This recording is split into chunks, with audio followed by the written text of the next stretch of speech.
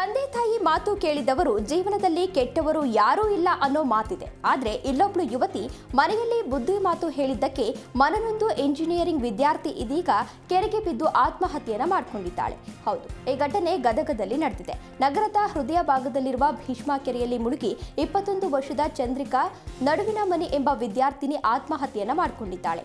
ಗದಗ ನಗರದ ಖಾಸಗಿ ಇಂಜಿನಿಯರಿಂಗ್ ಕಾಲೇಜಿನಲ್ಲಿ ಫೈನಲ್ ಇಯರ್ ವ್ಯಾಸಂಗವನ್ನ ಮಾಡ್ತಾ ಇದ್ಲು. ಚಂದ್ರಿಕಾ ಮೂಲತಃ ಬಾಗಲಕೋಟೆ ಜಿಲ್ಲೆಯ ಶಿರೂರು ಗ್ರಾಮದ ನಿವಾಸಿಯಾಗಿದ್ದಾಳೆ. ಗದಗದ ಸಂಬಾಪುರ ರಸ್ತೆಯ ಲಕ್ಷ್ಮೀನಗರದಲ್ಲಿ ಬಾಡಿಗೆ ಮನೆಯಲ್ಲಿ ಗೆಳತಿಯರೊಂದಿಗೆ ವಾಸವಿದ್ಲು. ಫ್ರೆಂಡ್ ಜೊತೆ ಟೂರ್ ಹೋಗಿದ್ಲು. ಈ ವಿಷಯ ಮನೆಯವರಿಗೆ ಗೊತ್ತಾಗಿದೆ. ಓದುವುದು ಕಾಲೇಜ್ ಬಿಟ್ಟು ಮನೆಯಲ್ಲಿ ಹೇಳದೆ ಯಾಕೆ ಟೂರ್ ಹೋಗಿದ್ದೀಯಾ ಅಂತ ಬೈದು ಬುದ್ಧಿವಾದವನ್ನ ಹೇಳಿದ್ದಾರೆ. ಇದರಿಂದ ಮನನೊಂದ ಚಂದ್ರಿಕಾ ನಿನ್ನೆ ರಾತ್ರಿ 1:30 ಸುಮಾರಿಗೆ ಕೊಠಡಿಯಿಂದ ಹೊರಹೋಗಿದ್ದಾಳೆ. ಭೀಷ್ಮ ಕೆರೆಯಲ್ಲಿ ಮುಳುಗಿ ಸಾವನ್ನಪ್ಪಿದ್ದಾಳೆ. ಸ್ಥಳಕ್ಕೆ ಈಗಾಗಲೇ ಶಹರ ಪೊಲೀಸ್ ಠಾಣೆ, ಸಿಪಿಐ ಎಲ್ಕೆ ಜೋಲಕಟ್ಟಿ ಹಾಗೂ ಸಿಬ್ಬಂದಿಗಳು ಭೇಟಿ ನೀಡಿ ಪರಿಶೀಲನೆಯನ್ನು ನಡೆಸಿದ್ದಾರೆ. ಮೃತದೇಹವನ್ನು ಗದಗ ಜಿಮ್ಸ್ ಆಸ್ಪತ್ರೆಗೆ ಮರಣೋತ್ತರ ಪರೀಕ್ಷೆಗೆ ಕಳುಹಿಸಲಾಗಿದೆ. ಈ ಕುರಿತು ಗದಗ ಶಹರ ಪೊಲೀಸ್ ಠಾಣೆಯಲ್ಲಿ ಪ್ರಕರಣ ದಾಖಲಾಗಿದೆ.